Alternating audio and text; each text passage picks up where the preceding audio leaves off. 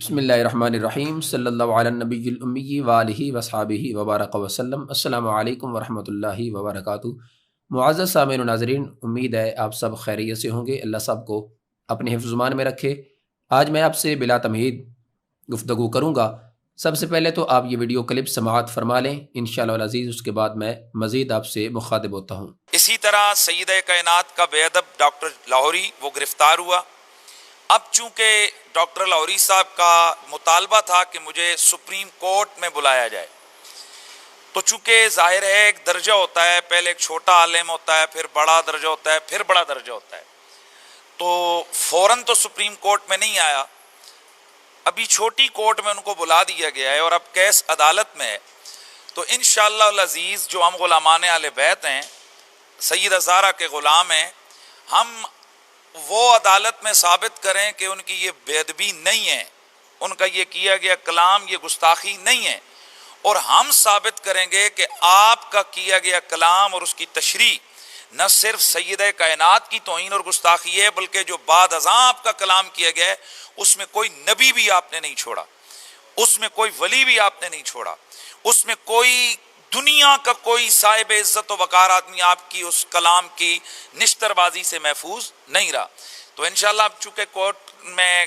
Case چلا گیا ہے تو وہیں پہ یہ سارے چیزیں حل ہوں گی، دلائل بھی ہوں گے، اب مباحثے مناظرے سب عدالت میں ہوں گے۔ تو اس حوالے سے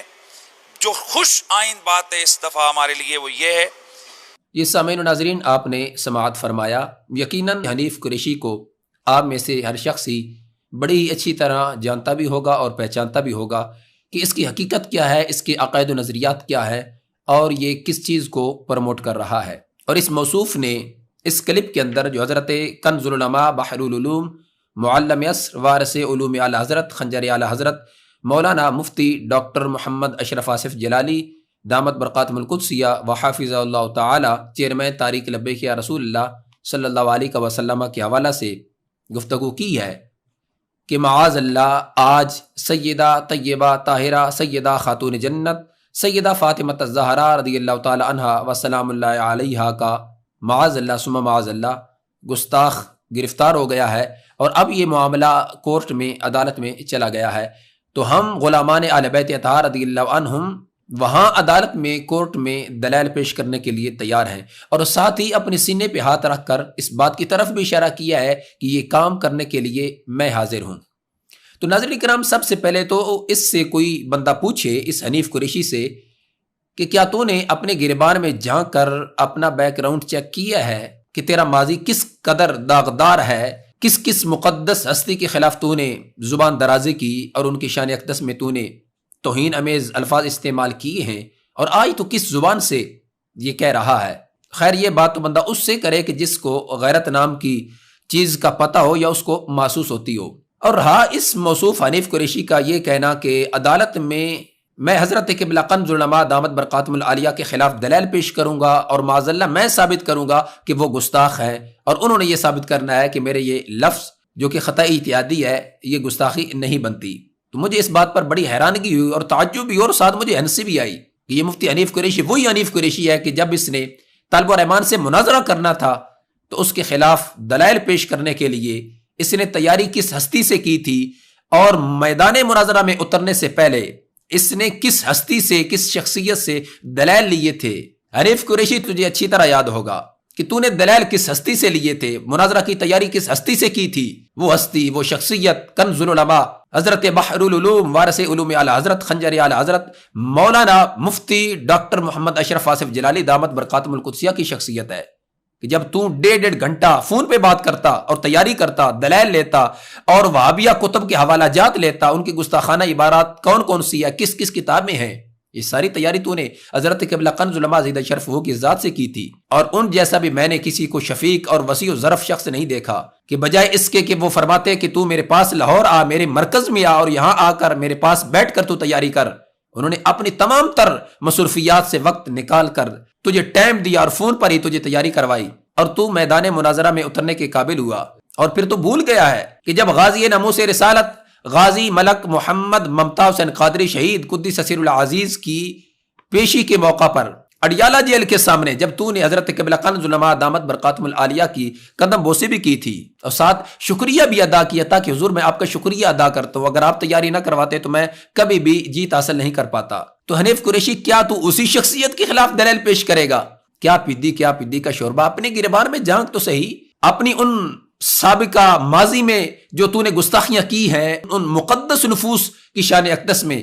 ان پر پردہ ڈالنے کے لیے تو واویلے کر رہا ہے۔ جب تک وہ شیر رضا، جب تک وہ خنجر اعلی حضرت بیر تشریف فرما تھا، تب تک تو تجھے سانپ سونگا ہوا تھا، تیرے میں اتنی ہمت نہ ہوئی کہ میں ان کے دلائل کا جواب دوں، ان کو رد کروں، لیکن جب وہ شیر قید ہو گیا تو اب تو ڈھینگے مارنا شروع ہو گیا ہے۔ ناظرین کرام، پھر اس نے جو بات کی ہے کہ جی انہوں نے جو وضاحت اور تشریح کی ہے اس کے اندر تو معاذ اللہ عصمت انبیاء کرام علیہ السلام پر بھی انہوں نے ہاتھ ڈال دیا ہے، اور کوئی بھی ان کی نشتر بازی سے، ان کے کلام سے، ان کی گفتگو سے کوئی بھی مقدس ہستی نہیں بچ پائی۔ تو کوئی اس سے پوچھے تو صحیح، عصمت انبیاء کرام علیہ السلام یعنی انبیاء کرام علیہ السلام کا معصوم ہونا یہ کن کا عقیدہ ہے؟ یہ تو ہم اہل سنت و جماعت کا عقیدہ اور نظریہ ہے۔ جو تیرا نظریہ ہے، جو تیرا عقیدہ ہے، تو وہ بیان کر۔ اس نے اس بات کا اقرار بھی کیا ہے اپنی ایک آڈیو کے اندر کہ جب اس نے اسی ٹاپک کو عصمت انبیاء کرام علیہ السلام پر بات کرتے ہوئے کہا کہ جی اب جلالی صاحب کی جو وضاحت ہے وہ تو بڑی آگے چلی گئی ہے، عصمت انبیاء کرام علیہ السلام کے حوالہ سے کئی ایسی چیزیں قابل گرفت ہیں، میں تو اتنا پڑھا ہوا نہیں ہوں، وہ علماء ہی بات کریں گے۔ اور ڈرتے ڈرتے وہ اس درجے پہ چلے گئے کہ جہاں پر ان کی گفتگو سے توہین انبیاء کا پہلو بھی نکل آیا ہے۔ تو وہ تو ایک علمی باتیں، میں نے ایک عالم کی تحریر تھوڑی سی پڑھی تھی، تو بہرحال تفصیل مجھے اتنا میں پڑھا ہوا نہیں ہوں، ان تفاصیل میں نہیں پڑھ رہا ہوں۔